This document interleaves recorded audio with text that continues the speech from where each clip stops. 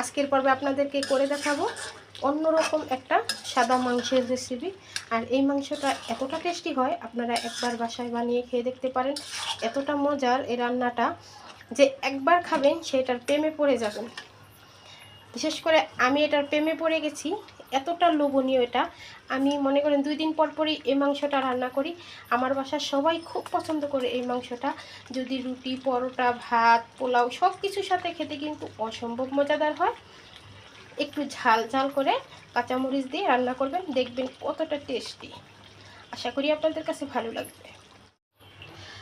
আজকে এখানে মাংসটা রান্না করার জন্য আমি 1 কেজির থেকে একটু বেশি পরিমাণে মাংস নিয়েছি।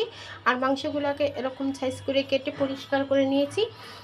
আজকে আমি রান্না করব কাঁচামরিচ দিয়ে, তবে আপনারা কাঁচামরিচটা চাইলে বেটে দিতে পারেন। তবে আমি এখানে কাঁচামরিচটা বাটলাম না, কারণ কাঁচামরিচটা এমনিতেই সেদ্ধ হয়ে যাবে। এখানে আমি প্রায় 7-8টার মতো কাঁচামরিচ ফালি করে দিয়ে দিলাম।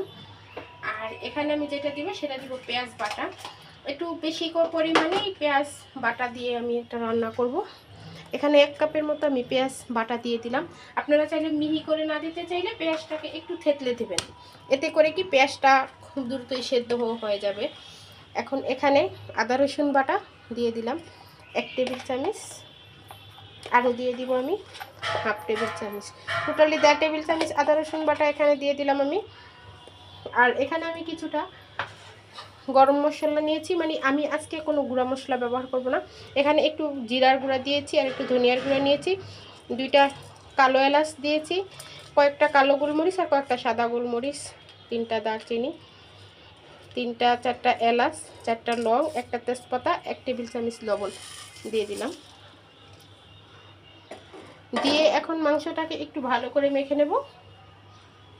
এখানে দিয়ে দিব আমি 3-4 টেবিল চামচের মতো তেল, এটা সয়াবিন তেল দিয়ে দিলাম। দিয়ে এখন মাংসটাকে আপনারা চাইলে হাতের সাহায্যে খুব ভালো করে একটু মেখে নিতে পারবেন, এতে করে তরকারির টেস্টটা খুব ভালো আসবে। আর আমি প্রেসার কুকারে রান্না করতেছি যাতে দ্রুত রান্নাটা কমপ্লিট হয়। আপনারা চাইলে এমনিতে পাতিলে রান্না করতে পারবেন। নেওয়া হয়ে গেছে। এখন এখানে আমি দিয়ে দিব 1 কাপ লিকুইড দুধ। আপনারা চাইলে এখানে পাউডার দুধটাও ব্যবহার করতে পারেন হালকা কুসুম গরম পানির সাথে। এখানে চাইলে বাদাম, পোস্ত বাটা দেওয়া যায়, তবে সেক্ষেত্রে কিন্তু এটা অন্যরকম একটা কোরমার মতো হয়ে যাবে। আমি চাচ্ছিলাম শুধু গোটা গরম মশলা দিয়ে আর কাঁচামরিচ দিয়ে এই রান্নাটা করার জন্য।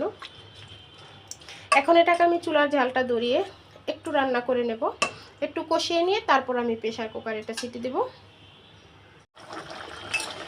এরপর যে মাংসটাকে একটু ভালো করে কষিয়ে নিয়েছি।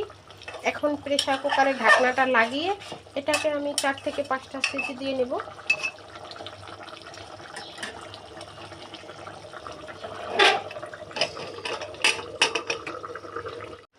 মাংসটাকে আমি কুকার থেকে অন্য একটা হাঁড়িতে ট্রান্সফার করে নিয়েছি। আমি আবারও একটু কাঁচামরিচ দিয়ে দিলাম। আর এখন দিয়ে দিব একটু পেঁয়াজের বেরেস্তা। আর এই বেরেস্তাটা যখনই মাংস রান্না করবেন পরে দিবেন নামানোর আগাম দিয়ে। দেখবেন যে নামানোর সময় যদি এই বেরেস্তাটা দেন তাহলে তরকারির টেস্টটা দ্বিগুণ বেড়ে যাবে। দেখতে পাচ্ছেন কষা কষা করে মাংসটা রান্না করে নিলাম। আর এই মাংসটা দিয়ে আপনারা ভাত, রুটি, পরোটা, পোলাও সব কিছুর সাথে খেতে পারবেন। আমি তো এটা আজকে পরোটা দিয়ে খাবো, আর ভাত দিয়েও খেতে ভীষণ মজার হয় এই রান্নাটা।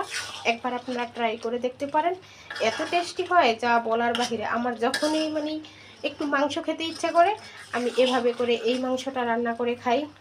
আমার ফ্যামিলির সবাই মাংসটা পছন্দ করে। আর একদম তুলতুলে নরম হয়ে গেছে, এই দেখুন। গরম তো তাই আমি আপনাদেরকে একটু ভেঙে দেখাচ্ছি। এই যে দেখুন কতটা সফট হয়ে গেছে। পোলাওয়ের সাথে খেয়ে দেখবেন, এভাবে করে রান্না করে দেখবেন কতটা টেস্টি হয়। তাহলে আজকে এই পর্যন্তই। সবাই ভালো থাকবেন, সুস্থ থাকবেন। আল্লাহ হাফেজ।